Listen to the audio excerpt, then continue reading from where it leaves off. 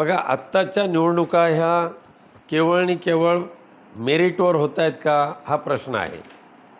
EVMच्या बाबत संपूर्ण महाराष्ट्रासहित संपूर्ण देशामध्ये EVMबद्दल प्रश्नचिन्ह निर्माण झालेले आहेत. सुप्रीम कोर्टाने निर्णय दिला 5% व्हीव्हीपॅटची तुम्ही काउंटिंग करा, त्यासाठी 40,000 प्लस 18% GST एवढं हे करा. आणि ज्या वेळेला व्हीव्हीपॅटची मागणी करायला गेले त्यावेळेला निवडणूक आयोगाने परस्पर त्याच्यातून पळ काढला आणि ते व्हीव्हीपॅटची काउंटिंग करायला त्यांनी मनाई केली. त्यामुळे सध्याची इलेक्शन प्रोसिजर ही जी आहे ही करप्ट इलेक्शन प्रोसिजर झालेली आहे. आणि त्यामुळे ह्या जर फेअर म्हणजे आधी चांगल्या वातावरणामध्ये निवडणुका व्हायच्या असतील आणि खऱ्या अर्थाने मतदारांचा कल लक्षात घ्यायचा असेल तर बॅलेट पेपरवरच ह्या निवडणुका झाल्या पाहिजे, ही आमची आग्रही मागणी राहणारच आहे. बॅलेट पेपरवर ज्या वेळेला निवडणुका झाल्या मुंबईच्या आत्ता ह्या 6 महिन्यापूर्वी, मग पदवीधर निवडणूक असेल, शिक्षक मतदारसंघ असेल, सेनेट असेल, ह्या सगळ्या निवडणुकीमध्ये शिवसेनेने क्रमांक 1 मिळवलेला आहे. भाजप वगैरे सगळे वाहून गेलेले आहेत. पण EVMच्या बाबत निर्माण झालेली साशंकता ही खऱ्या अर्थाने भाजपाच्या विजयाचं गमक आहे ते. आणि त्यामुळे साहजिकच आहे सगळ्या कार्यकर्त्यांना वाटतं की जर ह्या EVMमध्ये अशीच जर बदमाशी ते करत असतील तर भविष्यात कसं होणार. नंबर 1. नंबर 2, आत्ता पोल चीट पूर्वी दिली जायची, आता पोल चीटबरोबर सरसकट पाकिटच दिलं जातं. त्यामुळे या निवडणुकीतला हा जो पैशाचा वारेमाप वापर सत्ताधारी पक्षाने चालवलेला आहे त्यालासुद्धा सामोरं जाण्याचं एक आव्हान विरोधी पक्षांच्या समोर आहे, त्याच्यामध्ये शिवसेनासुद्धा आहे. त्यामुळे तरीसुद्धा ह्या कोणत्याही सत्ताधारी पक्षाच्या कपट नीतीला न घाबरता आम्ही आमची वाटचाल चालू ठेवणार. मुंबई महानगरपालिका ही उद्धव बाळासाहेब ठाकरेंची शिवसेना स्वबळावर लढणार आहे, महाविकास आघाडीवर लढणार आहे. रणनीती कशी असणार आहे? त्यात मुख्य गोष्ट अशी झाली की काल सामनामधून देवेंद्र फडणवीसांचं कौतुक देखील केलं गेलं, त्याची चर्चा नाही. जे चांगलं काम केलं त्याचं सामनामधून कौतुक झालेलं आहे, ह्याचा अर्थ दुसरं कोणी काय घेऊ नये. पण मुंबई महानगरपालिकेची निवडणुकीच्या दृष्टीने शिवसेना पक्षप्रमुख उद्धवजी ठाकरे साहेबांनी आमच्या शिवसेना पक्षाची जी कार्यपद्धती आहे त्या अनुसरून पक्ष संघटना मजबूत करणं आणि महापालिकेला सामोरं जाऊन महापालिका जिंकणं या उद्देशाने कामाला लागलेले आहेत. आणि आम्हाला 100% खात्री आहे की मुंबईकरसुद्धा काही जरी झालं तर मुंबईकर शिवसेना म्हणजे मुंबई वाचवायची असेल तर उद्धव बाळासाहेब ठाकरे यांच्यावरच विश्वास ठेवून मुंबई महापालिका त्यांच्या ताब्यात देतील. नाही, स्वबळावर महाविकास आघाडी हा नंतरचा प्रश्न आहे. पण आत्ताच्या घडीला प्रत्येक पक्ष आपापल्या पद्धतीने कामाला लागतोच. निवडणुका जाहीर होतील त्यावेळेला युती महाविकास आघाडी हा निर्णय होईल. खरं तर काल परवा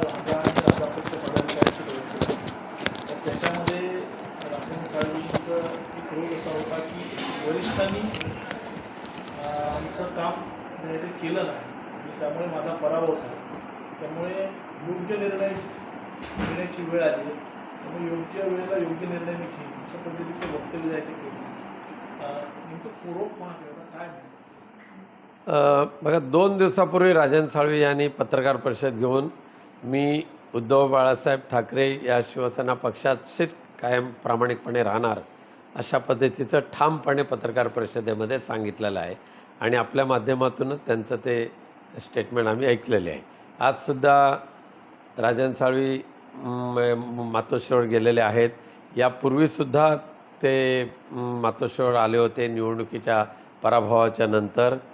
निवडणुकीच्या कालावधीमध्ये सुद्धा माननीय पक्षप्रमुख उद्धवजी ठाकरे यांची सभा आम्ही लांजामध्ये लावत होतो पण ती त्यांनी नाकारली. आदित्यजी ठाकरे यांची सभा राजापूरला लावत होतो ती त्यांनी नाकारली. त्यामुळे वरिष्ठांनी लक्ष दिलं नाही असं ते म्हणूच शकत नाही. उद्धव साहेबांची आणि आदित्यजींची सभाला प्रायोरिटी रत्नागिरीपेक्षा आम्ही राजापूरला देत होतो. पण तरीसुद्धा निवडणुकीच्या कालावधीमध्ये जर वरिष्ठांनी किंवा कोणी लक्ष दिलं नसेल असं त्यांचं जर म्हणणं असेल तर ते कधी माननीय पक्षप्रमुख उद्धव साहेबांना फोन करून बोलू शकत होते. त्यांनी बोलले असते, त्यांनी काय सांगितले असते, कैफियत मांडली असते तर ताबडतोब त्याच वेळेला पक्षप्रमुखांनी त्याची दखल घेतली असती गांभीर्याने. त्याच्यामध्ये तुम्ही म्हणालात की परवाचं वक्तव्य जे होतं ते पक्ष कायम राहणार नाही. पण कालचं वक्तव्य जे होतं ते बघता 24 तासामध्ये 2 वक्तव्य आली. नाही, कालचं वक्तव्य त्यांचं काय होतं ते नाही मी पाहिलेलं आहे, वाचनामध्ये आलेलं नाही. पण परवाच्या दिवशी प्रेस कॉन्फरन्स मात्र मी पाहिले. त्याच दिवशी मी सुद्धा त्यांच्याशी बोललेलो होतो. माझ्या प्रत्येक दौऱ्याला मी ज्यावेळेला येतो त्यावेळेला सुद्धा मी त्यांना फोन करून सांगत असतो, अमुक असा असा माझा दौरा आहे वगैरे, तुम्ही या, असं नेहमी मी सांगत असतो. काल ते असं म्हणाले की योग्य वेळी योग्य निर्णय मी घेईन असं कार्यकर्त्यांना त्यांनी सांगितलं. तर नेमकं काय म्हणजे नाही, या वाक्यावर त्यांना नेमकं काय बोलण्याचा उद्देश होता ते मी नाही सांगू शकत. पण एक आहे, काही शंका कुशंका गैरसमज असतील तर राजन साळवींना मातोश्रीचे दरवाजे कधीही उघडे आहेत. ते कधीही जाऊ शकतात, बोलू शकतात. यापूर्वी पण जात होते, भविष्यामध्ये पण ये जा करत राहतील आणि आपलं मनमोकळं करून पक्षाचं कामकाजाला सुरुवात करतील. पण प्रत्येकाची माहिती, प्रत्येकाची भूमिका ही वेगळी असते. म्हणजे आता जर तुम्ही बघितलं तर राजन साळवींचं हे स्टेटमेंट्स जे आहे, योग्य निर्णय घेईल, याच्या पलीकडे जर विचार करायचा गेला तुमचे इनपुट्स काय आहेत मुळात? म्हणजे कसं असतं की पक्षातल्या प्रमुख नेत्याला नाही, आमचे इनपुट म्हणजे राजन साळवे हे कडवट बाळासाहेबांचे शिवसैनिक आहेत. उद्धवजींवर सुद्धा त्यांची नितांत श्रद्धा आहे आणि उद्धवजी आणि बाळासाहेबांच्या आशीर्वादाने त्यांना 15 वर्षाची आमदारकीसुद्धा तिथे प्राप्त झालेली आहे. त्यामुळे ते शेवटपर्यंत प्रामाणिकपणे शिवसेना उद्धव बाळासाहेब ठाकरे पक्षाशी प्रामाणिकपणे राहून काम करतील. बाई, हा झाला राजन साळवींचा विषय. पण अजूनही काही पदाधिकारी अगदी शिवसेना शिंदे गट असेल किंवा भाजप यांच्या संपर्कात आहेत. काही बोलणी जी आहे ते अंतिम टप्प्यात झालेले आहेत. भविष्यात त्याबाबतचे निर्णय होऊ शकतात. म्हणजे कोकणात जो बालेकिल्ला आपण मानला जात होतो विधानसभेच्या निवडणुकीच्या अगदी आधीपर्यंत, लोकसभेनंतर देखील आपण हे म्हणत होतो की बालेकिल्ला आहे, म्हणजे तो मोठी पडझड होताना दिसते. तुम्हाला काय म्हणजे ही सगळी सावरण्यासाठी कसे प्रयत्न? बघा, पैसा आणि सत्ता ह्या मस्तीमध्ये सध्याचे राजकारणी जे आहेत ते विरोधी पक्षाच्या अनेक पदाधिकाऱ्यांना, कार्यकर्त्यांना खरेदी विक्रीच्या व्यवहारामधून आपल्या पक्षाकडे घेऊ इच्छितात. त्यामुळे ज्यांनी आपल्याला विकायलाच ठेवलेलं असेल त्यांच्याबद्दल आम्हाला फार काळजी करायची गरज नाही. पण जे निष्ठावंत आहेत ते निष्ठावंतांच्या जोरावर शिवसेना पुनश्च एकदा गगन भरारी घेईल, गरुड झेप घेईल आणि हे भविष्यामध्ये दिसून येईल.